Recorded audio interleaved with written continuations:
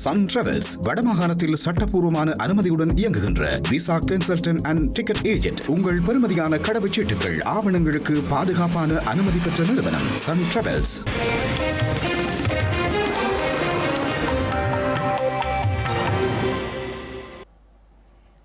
வணக்கம். இது ஐபிசி தமிழின் காலை நேர பிரதான செய்திகள். முதலில் தலைப்புச் செய்திகள். 8 கோடியை கடந்த ஜனாதிபதி மாளிகையின் செலவு, வெளியான கணக்கறிக்கை. அரசின் நிகழ்ச்சி நிரலுக்கு செயற்படும் காவல்துறை, நாமல் விமர்சனம். தையிட்டி விஹாரைக்கு எதிராக மீண்டும் போராட்டம், பாதுகாப்பு கடமையில் காவல்துறை.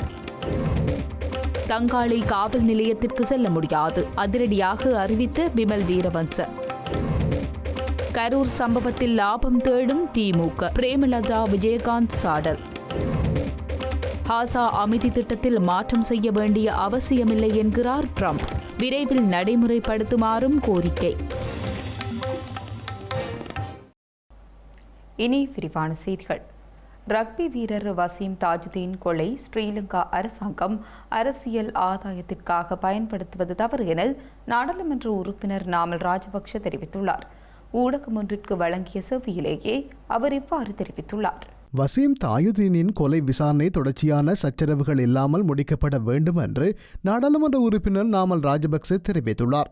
அரசாங்கம் அதை அரசியல் ஆதாயத்திற்காக பயன்படுத்துவது தவறு என்றும், ஆனால் அது நல்லெண்ணத்துடன் விசாரிக்கப்பட்டால் நல்லது என்றும் கூறியுள்ளார். காவல்துறை ஊடக பேச்சாளர் நீதிமன்றத்தில் விளக்க வேண்டிய விஷயங்களை ஏன் ஊடகங்களுக்கு விளக்க வேண்டுமெனவும், அரசாங்கத்தின் தேவைகளுக்காகவும் விளம்பரத்துக்காகவும் அவர் அதை செய்கிறார் எனவும் நாமல் ராஜபக்சே கூறியிருக்கின்றார். ஒரு திட்டமிட்ட குற்றம் நடந்திருந்தால் காவல்துறை ஊடக பேச்சாளர் நீதிமன்றங்களுக்கு தெரிவித்து விசாரிக்க வேண்டும் என்றும், காவல்துறையும் அரசாங்கத்தின் நிகழ்ச்சி நிரலுக்காக வேலை செய்கிறது எனவும் அவர் மேலும் தெரிவித்துள்ளார். இலங்கை மின்சார சபை பொறியியலாளர்கள் சங்கம் மற்றும் பிற தொழிற்சங்கங்கள் இன்று முதல் தொழிற்சங்க நடவடிக்கையை தீவிரப்படுத்த தீர்மானித்துள்ளன. அதன்படி துறைசார் அமைச்சின் அதிகாரிகளுடன் கலந்துரையாடல்களில் பங்கேற்பது போன்றவற்றை தவிர்ப்பதாகவும் அவர்கள் குறிப்பிட்டுள்ளனர். தங்கள் கோரிக்கைகள் நிறைவேற்றப்படாவிட்டால் எதிர்காலத்தில் கடுமையான தொழிற்சங்க நடவடிக்கையில் ஈடுபடுவோம் என்றும் எச்சரித்துள்ளனர். இலங்கை மின்சார சபையின் மறுசீரமைப்பு தொடர்பான சட்டமூலம் 26ஆம் தேதி நாடாளுமன்றத்தில் நிறைவேற்றப்பட்டதை தொடர்ந்து சட்டமூலத்திற்கு எதிர்ப்பு தெரிவித்து கடந்த செப்டம்பர் 4ஆம் தேதி முதல் மின்சார தொழிற்சங்கங்கள் பணிப்புறக்கணிப்பில் ஈடுபட்டுள்ளமை குறிப்பிடத்தக்கது. இலங்கையில் உள்ள 8 ஜனாதிபதி மாளிகைகளை பராமரிப்பதற்காக கடந்த ஆண்டு 8 கோடி ரூபாய் செலவிடப்பட்டுள்ளதாக தகவல்கள் வெளியாகியுள்ளன. ஜனாதிபதி செயலகத்தின் கடந்த 2024ஆம் ஆண்டுக்கான பராமரிப்பு பற்றிய செலவுகள் வெளியாகியுள்ளன. இதற்கமைய இலங்கையின் 8 ஜனாதிபதி மாளிகைகளை பராமரிப்பதற்காக கடந்த 2024ஆம் ஆண்டில் மாத்திரம் 8 கோடியே 1,54,422 ரூபாய் செலவிடப்பட்டுள்ளதாக தகவல்கள் கூறுகின்றன. வருடாந்த செயலாற்றுகை அறிக்கையில் உள்ள கணக்காய்வு அறிக்கையில் இந்த தகவல்கள் உள்ளடக்கப்பட்டுள்ளன. ஜனாதிபதி மாளிகைகள் யாழ்ப்பாணம், அனுராதபுரம், கண்டி, மகியங்கனை, நுவரெலியா, கதிர்காமம், பெந்தோட்டை மற்றும் கொழும்பு ஆகிய பகுதிகளில் அமைந்துள்ளதுடன் 8 மாளிகைகளிலும் 392 பாதுகாப்பு பிரிவினர் மற்றும் 16 சிவில் ஊழியர்கள் பணியில் ஈடுபடுத்தப்பட்டிருந்ததாக குறிப்பிடப்பட்டுள்ளது. யாழ்ப்பாணம் தையிட்டி பகுதியில் அமைந்துள்ள திசவிஹாரைக்கு எதிராக தமிழ் தேசிய மக்கள் முன்னணியினர் போராட்டத்தை முன்னெடுத்துள்ளனர். தையிட்டியில் சட்டவிரோதமான முறையில் குறித்த விகாரை அமைக்கப்பட்டுள்ளதாக கூறியும் அதனை அங்கிருந்து அகற்றுமாறு கோரியும் போராட்டத்தில் ஈடுபட்டவர்கள் வலியுறுத்தியுள்ளனர். ஒவ்வொரு பௌர்ணமி தினத்துக்கும் போராட்டம் முன்னெடுக்கப்பட்டு வருகின்ற நிலையில் இன்றும் குறித்த போராட்டம் முன்னெடுக்கப்பட்டுள்ளது. போராட்டத்தில் ஈடுபட்டவர்கள் பதாகைகளை ஏந்தி கைகளில் கருப்பு கொடிகளை ஏந்தியவாறு போராட்டத்தில் ஈடுபட்டனர். இதில் தமிழ் தேசிய மக்கள் முன்னணி பொதுச் செயலாளர் செல்வராஜா கஜேந்திரன், சட்டத்தரணி காண்டீபன், பொதுமக்கள் மற்றும் தமிழ் தேசிய மக்கள் முன்னணியின் உறுப்பினர்கள் கலந்து கொண்டனர். தையிட்டியில் அமைந்துள்ள விகாரையை அகற்றுமாறு கோரி தமிழ் தேசிய மக்கள் முன்னணியினர் மக்களுடன் இணைந்து தொடர்ச்சியாக போராட்டங்களில் ஈடுபட்டு வருகின்றமை குறிப்பிடத்தக்கது. தங்காளை காவல் நிலையத்தில் இன்று முன்னிலையாக முடியாது என முன்னாள் நாடாளுமன்ற உறுப்பினர் விமல் வீரவன்ச தெரிவித்துள்ளார். முன்னாள் நாடாளுமன்ற உறுப்பினர் பிமல் வீரவன்சவை இன்று தங்காலை காவல் நிலையத்தில் முன்னிலையாகுமாறு அழைப்பாணை அனுப்பப்பட்டிருந்தது. அண்மையில் கைது செய்யப்பட்ட புவக் தண்டாவே சானா என்ற நபரின் அரசியல் தொடர்புகள் குறித்து பிமல் வீரவன்ச வெளிப்படுத்திய உண்மைகள் தொடர்பில் வாக்குமூலம் பெறுவதற்காக இந்த அழைப்பாணை அனுப்பப்பட்டிருந்தது. எனினும் இன்று தங்காலை காவல்துறையில் முன்னிலையாக முடியாது என அறிவித்துள்ளதாக பிமல் வீரவன்ச தெரிவித்துள்ளார். இதனால் வேறொரு திகதி வழங்க காவல்துறை இணங்கியுள்ளதாக அவர் குறிப்பிட்டுள்ளார். இலங்கையில் 2025ஆம் ஆண்டின் இதுவரையான காலப்பகுதியில் லஞ்சம் பெற்ற சம்பவங்கள் தொடர்பாக 4500க்கும் மேற்பட்ட முறைப்பாடுகள் கிடைத்துள்ளதாக லஞ்சம் மற்றும் ஊழல் ஒழிப்பு ஆணைக்குழு தெரிவித்துள்ளது. இதற்கமைய குறித்த காலப்பகுதியில் 4626 முறைப்பாடுகள் கிடைத்துள்ளதாக அந்த ஆணைக்குழு குறிப்பிட்டுள்ளது. லஞ்சம் மற்றும் ஊழல் ஒழிப்பு ஆணைக்குழுக்கு கிடைத்த முறைப்பாடுகளுக்கு அமைய 85 தேடுதல் நடவடிக்கைகள் முன்னெடுக்கப்பட்டுள்ள நிலையில் 58 பேர் கைது செய்யப்பட்டுள்ளதாக குறிப்பிடப்படுகின்றது.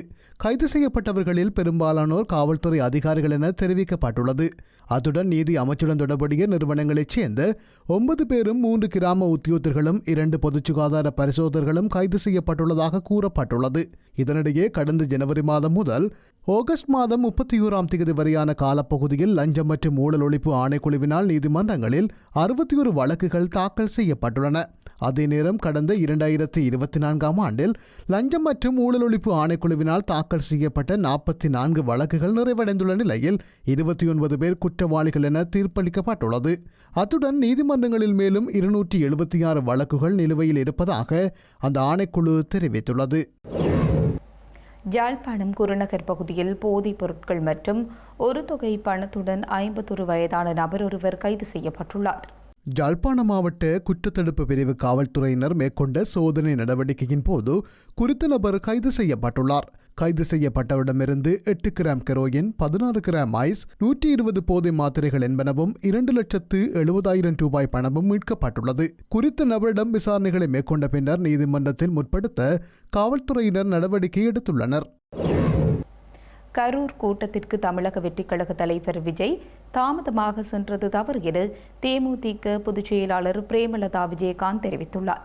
தேமுதிக சார்பில் உள்ளம் தேடி இல்லநாடு என்ற தலைப்பில் விஜயகாந்த் ரத யாத்திரை பொதுக்கூட்டம் கிருஷ்ணகிரியில் நேற்று இரவு இடம்பெற்ற போது பிரேமலதா விஜயகாந்த் இதனை கூறியுள்ளார். படப்பிடிப்புக்கு சரியான நேரத்துக்கு செல்லக்கூடிய விஜய் கரூருக்கு தாமதமாக ஏன் சென்றார் என அவர் கேள்வி எழுப்பியுள்ளார். கரூரில் பிரச்சார கூட்டம் நடந்த இடத்தில் மின்சாரம் துண்டிப்பு செய்யப்பட்டமையாலேயே கூட்ட நெரிசல் ஏற்பட்டது என தெரிவித்துள்ளார். விமானத்தில் ஏறி வீட்டுக்குள் சென்ற விஜய் இதுவரை வெளியே வரவில்லை எனவும் அறியாமல் விபத்து நடந்து விட்டதாக கூறுங்கள் எனவும் தெரிவித்துள்ளார். ஏன் மாமாங்கத்தில் இறக்கவில்லையா, கள்ளச்சாராயம் குடித்து சாகவில்லையா, யாரை கைது செய்தார்கள் எனவும் கள்ளக்குறிச்சிக்கு செல்லாத முதலமைச்சர் கரூருக்கு தனி விமானத்தில் இரவோடு இரவாக ஓடோடி சென்றதாகவும் அவர் சாடியுள்ளார். அத்துடன் விஜய் பாதிக்கப்பட்ட மக்களை சந்திக்க வேண்டும், நிதியுதவியை நேரில் கொடுக்க வேண்டும் எனவும் கூறியுள்ளார். கரூர் விஷயத்தில் இருபக்கமும் தவறு உள்ளது எனவும் பாதுகாப்பு கொடுக்க வேண்டிய அரசும் தவறிவிட்டது எனவும் தொண்டர்களை பத்திரமாக பாதுகாக்க வேண்டிய விஜயும் தவறு செய்துவிட்டார் எனவும் அவர் தெரிவித்துள்ளார். ஹாசா அமைதி திட்டத்தில் மாற்றங்கள் செய்ய வேண்டிய அவசியமில்லை என அமெரிக்க ஜனாதிபதி டொனால்ட் ட்ரம்ப் தெரிவித்துள்ளார். வெள்ளை மாளிகையில் ஹாசா அமைதி திட்டம் குறித்து ஊடகவியலாளர்கள் கேள்வி எழுப்பிய நிலையில் இந்த திட்டத்தை அனைவரும் ஏற்றுக்கொண்டுள்ளதாகவும் அமெரிக்க ஜனாதிபதி கூறினார். அமைதி திட்டம் நடைமுறைக்கு வந்தால் மத்திய கிழக்கில் முதன்முறையாக அமைதி நிலவும் என்றும் கூறினார். ஹமாஸிடமுள்ள பணிய கைதிகளை உடனடியாக மீட்போம் என்றும் அதற்கான பேச்சுவார்த்தைகள் நடந்து வருவதாகவும் ட்ரம்ப் தெரிவித்துள்ளார். இந்த பேச்சுவார்த்தைகள் மிகவும் வெற்றிகரமாகவும் விரைவாகவும் நடந்து வருகின்றன எனவும் அனைவரும் விரைவாக செயற்பட வேண்டும் எனவும் அவர் வலியுறுத்தியுள்ளார். நூற்றாண்டு பழமையான மோதலை தான் தொடர்ந்து கண்காணிப்பேன் எனவும் நேரம் மிகவும் முக்கியமானது என்றும் தெரிவித்துள்ளார். யாரும் விரும்பாத இரத்த களரிக்கு முடிவு கொண்டு வருவோம் என்றும் அமெரிக்க ஜனாதிபதி தெரிவித்துள்ளார். செய்திகளின் நிறைவாக மீண்டும் தலைப்புச் செய்திகள். 8 கோடியை கடந்த ஜனாதிபதி மாளிகையின் செலவு, வெளியான கணக்கறிக்கை. அரசின் நிகழ்ச்சி நிரலுக்கு செயற்படும் காவல்துறை, நாமல் விமர்சனம். தையட்டி விஹாரிக்கு எதிராக மீண்டும் போராட்டம், பாதுகாப்பு கடமையில் காவல்துறை. தங்காலை காவல் நிலையத்திற்கு செல்ல முடியாது, அதிரடியாக அறிவித்த பிமல் வீரவன்ச. கரூர் சம்பவத்தில் லாபம் தேடும் திமுக, பிரேமலதா விஜயகாந்த் சாடல். ஹாசா அமைதி திட்டத்தில் மாற்றம் செய்ய வேண்டிய அவசியமில்லை என்கிறார் ட்ரம்ப், விரைவில் நடைமுறைப்படுத்துமாறும் கோரிக்கை. இத்துடன் ஐபிசி தமிழின் காலை நேர பிரதான செய்திகள் நிறைவு பெற்றன. உடனுக்குடன் செய்திகளை அறிந்து கொள்ள IBCTamil.com என்ற எமது இணையதளத்தை பார்வையிடுங்கள். வணக்கம்.